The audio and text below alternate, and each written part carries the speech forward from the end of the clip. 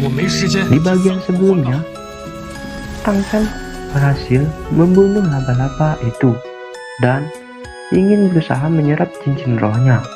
Namun, ia digagalkan oleh Master Xiao.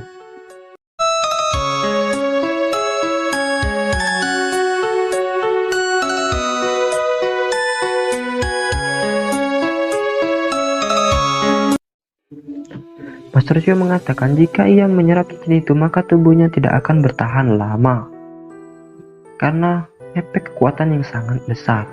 Lalu tiba-tiba ada seseorang yang datang, yaitu wanita yang dicarinya yang bernama Du Guyan beserta dua pengawalnya. Di sini terjadi negosiasi. Ia menawarkan kalau Tang Shan ingin memberikan cincin roh itu, maka sebagai gantinya ia akan mencarikan cincin roh lain yang tepat untuknya. Namun Tang Shan menolak tawarannya Du Guyan dan dua pengawalnya. Tang Shan tetap memaksakan diri untuk menyerap cincin roh siluman tersebut demi menyelamatkan Shou.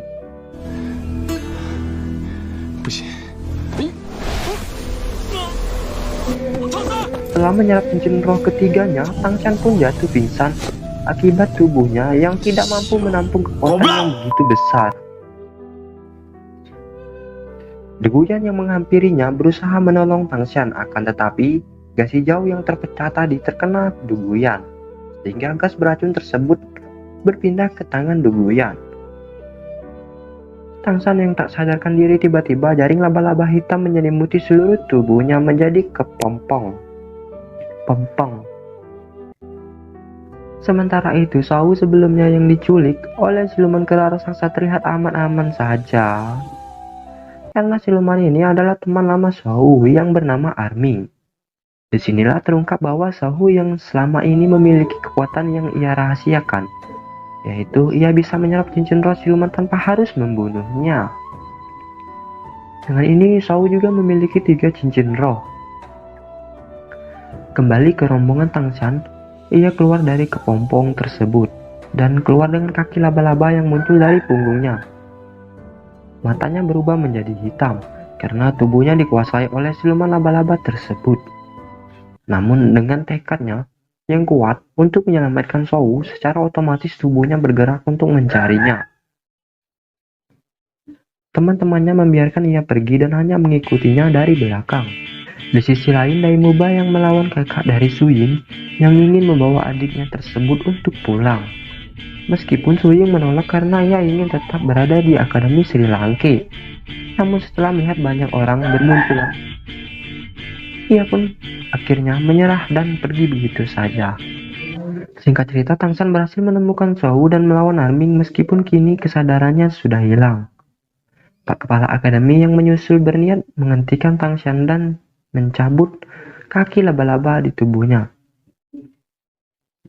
Namun Shou mengetahui jika dengan cara ini maka Tang Shan tidak akan bisa naik tingkat lagi. Ia pun tak membiarkannya dan menyuruh Arming membuat mereka jatuh pingsan. Barulah setelah Pak Kepala Akademi dan Master Xiao pingsan, Shou menyerap sebagian kekuatan siluman laba-laba tersebut agar Tang Shan dapat mengendalikan dirinya kembali.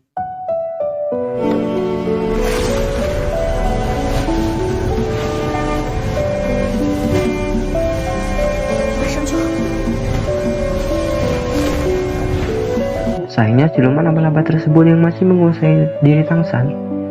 Di luar dugaan pun, Tang Shan menusuk Shou dengan kaki laba-labanya.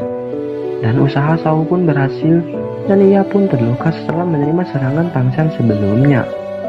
Tak lama setelah itu, semuanya pun berkumpul yang sudah mendapati Tang Shan dan Shou tengah pingsan. Tang Shan yang sadar terlebih dahulu mengetahui Shou terluka karena dirinya lah yang menyerang Shou. Ia pun shock motor. Setelah pergi dari hutan pertarungan bintang, Shou pun dibawa ke penginapan untuk mengobati lukanya. Kedua pengawal Du Guyan yang masih penasaran dengan Tang Shan datang untuk melihat kondisinya yang harusnya tak bisa pulih setelah tubuhnya diambil alih oleh siluman laba-laba. Lalu mereka memastikan gas hijau apa yang ada di tangan Tangshan yang kemudian berpindah ke tangan Duguyan.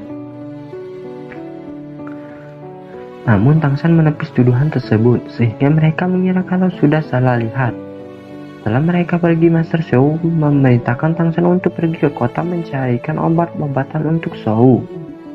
Namun di sana ia bertemu dengan Shikyu. Dan dikarenakan tugas yang telah ia dikarenakan tugas yang ia jalankan telah berhasil menaruh racun ke tubuh Duguyan, Shikyu pun menepati janjinya dengan memberikan penawar racun untuk Shou. Namun sebelum Shikyu pergi, dia mengatakan sangat terkesan kepada Tangshan yang seharusnya ikut mati terkena racun tersebut. Ia tertarik kepada Tangshan menawarinya untuk bergabung dalam organisasinya, yaitu sebuah organisasi yang di dunia dahulu yang dipimpin oleh Tang Ho, yang ternyata adalah ayah dari Tangshan. Dari sinilah pun terungkap bahwa ayah Tangshan adalah legenda Master Roh yang memiliki 9 cincin yang dulu bertempur melawan Balai Roh Pelindung. Ia kemudian menyampaikan syarat jika Tangshan minat bergabung dalam organisasinya adalah dengan mengikuti ujian pertarungan roh melawan tim Dewa Iblis di kota Sisi. Jika Tangshan berhasil menyelesaikan ujian tersebut, Tangshan bisa datang ke Akademi Changhui, tepat di mana ayahnya berada. Setelah kembali ke penginapan, Tangshan segera memberikan obat penawar tersebut dengan menggunakan roh pelindung rumput peraknya. Ia juga membantu penyerapan racun di dalam tubuh Shou demi mempercepat pemulihannya. Sampai menunggu Shou sadar, Tangshan menceritakan mengenai ayahnya kepada Master Shou serta kejadian di kota sebelumnya. Ia kini mengingat sebelum ayahnya pergi, ia pernah berkata bahwa keluarganya banyak sekali memiliki rahasia misterius.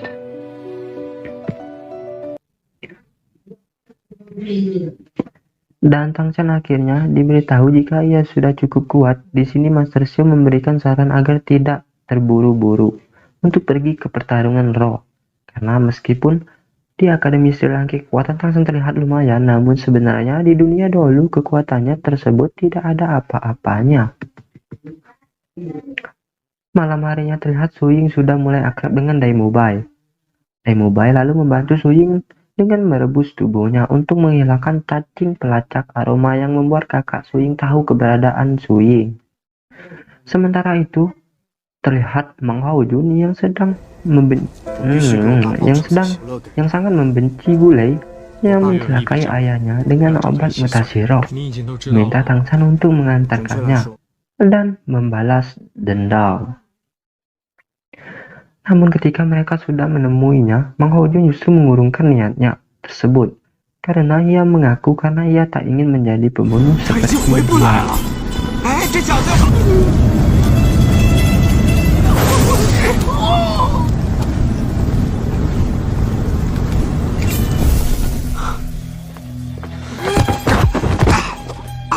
Lama setelah kepergian Tangshan dan Shikyu pergi menemui bule. Di sini ia berniat menghabisinya, dikarenakan bule yang tak pandai menjaga rahasia, membuat orang-orang banyak tahu eksistensinya. Tak hanya orang Akademi Sri Lanka, bahkan orang Balai Roh Pelindung mencarinya.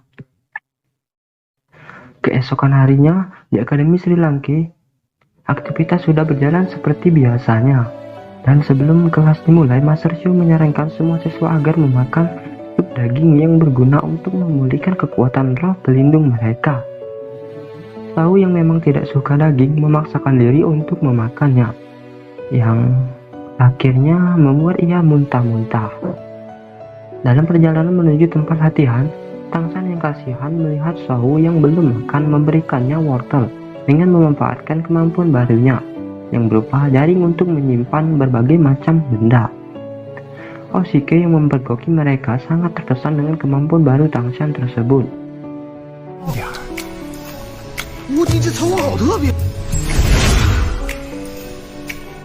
Kemudian Shou pun menunjukkan cincin roh barunya, meskipun ia sungkan menceritakan dengan jujur bagaimana ia bisa mendapatkan cincin tersebut. Setelah itu, Sau juga memperlihatkan kemampuan barunya, yaitu pertama, dengan matanya ia bisa menghipnotis orang lain. Dan kemampuan keduanya adalah super cepat yang membuat dirinya bergerak sangat cepat seperti halilintar.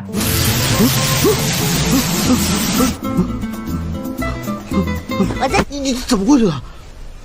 不对， Setibanya di tempat latihan, kali ini mereka ditugaskan membawa ranjang yang berisi batu untuk menaiki gunung, dan harus segera kembali sebelum jam makan siang. Jika semuanya gagal, maka mereka tidak akan dapat jatah makan siang gratis. Tujuan latihan ini adalah untuk membangun kerjasama dari mereka dengan saling membantu tanpa meninggalkan siapapun.